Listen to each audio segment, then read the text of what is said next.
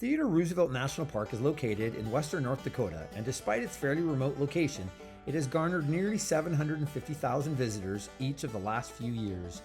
After visiting the park for the first time, I can certainly see why. This park was created in memory of Theodore Roosevelt, who lived in North Dakota for several years in his 20s.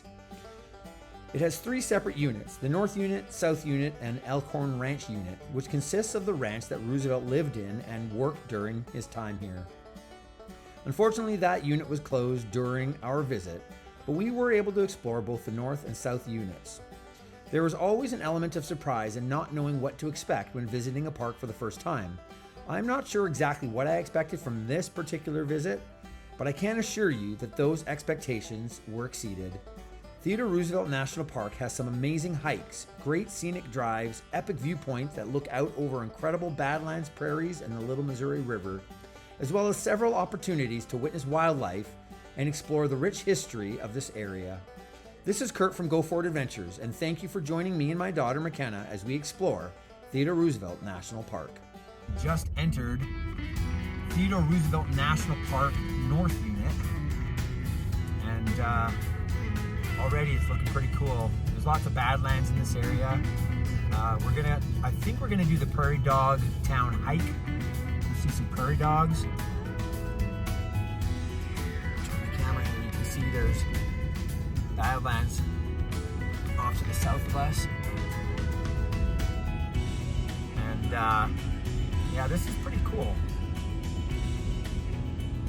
I'm very excited. Never been to this park before. And we're gonna see what the North Unit here has to offer. We ended up doing a ranger-led hike to see the Cannonball concretions, which are ball-shaped formations that are revealed in the eroding cliff faces. We also saw some petrified wood, some very cool geological features, and a bison. It was a beautiful hike, and the ranger was friendly and informative. We had a great time and would recommend this hike to anyone going to the North Unit. Okay, well here we are at the River Bend Overlook.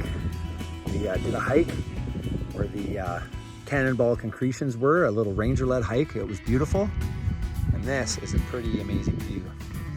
You see a little capstone right there. Very cool. You can see the Little Missouri down below. Kind of low water right now. That layer on top of this thing here, that looks like coal. There's some coal in these areas. Beautiful overlook. Hey, we're at the Riverbend Overlook, and this is a super cool structure built by the Civilian Conservation Corps back in the 1930s. And it has an amazing overlook from here. After spending a few hours exploring the North Unit, which included going on an amazing ranger-led hike, exploring the concretions and other cool geologic formations, seeing petrified wood and some great wildlife, and enjoying the scenic loop road, including several great viewpoints of the Badlands and the Little Missouri River, we decided it was time to head to the South Unit.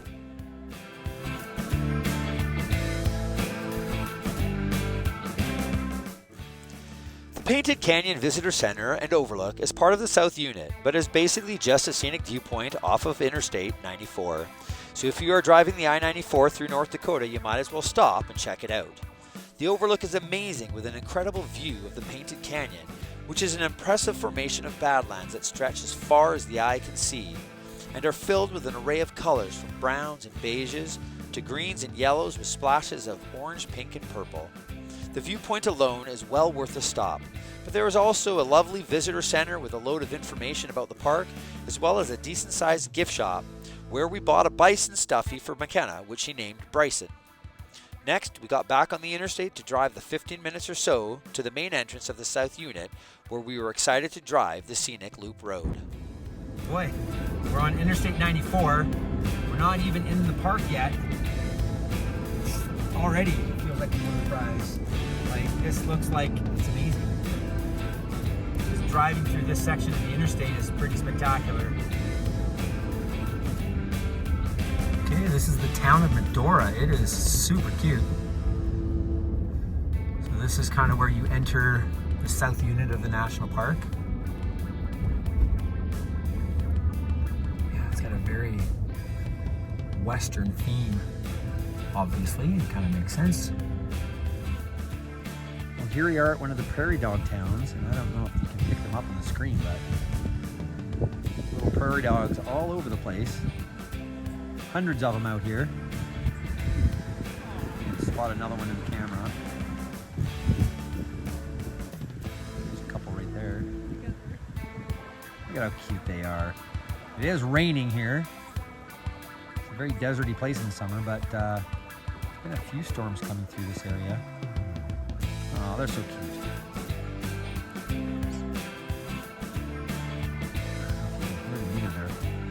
Barking a little bit. Okay, so this is Peaceful Valley Ranch. So this is just a little pull off the main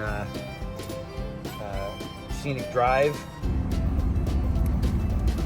So the scenic loop, the first half you're climbing, but the second half so far has been quite stunning. Lots of amazing lookouts, driving through these amazing little canyons and gullies, and seeing tons of these eroded hills, buttes. Very cool. Absolutely beautiful.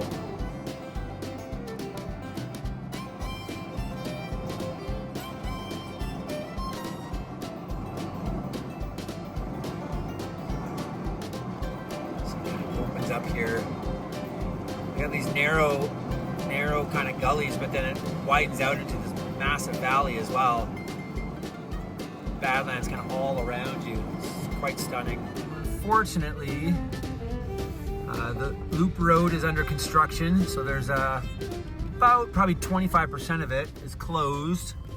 So it is no longer a loop. And it looks like they're building a new parking lot or new lookout area kind of right here.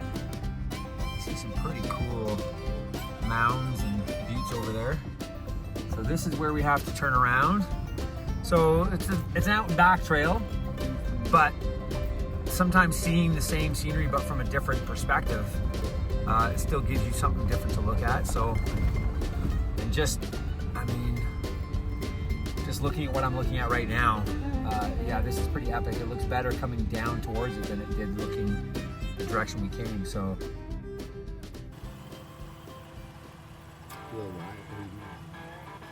That's pretty cool, eh? Yeah, see right here.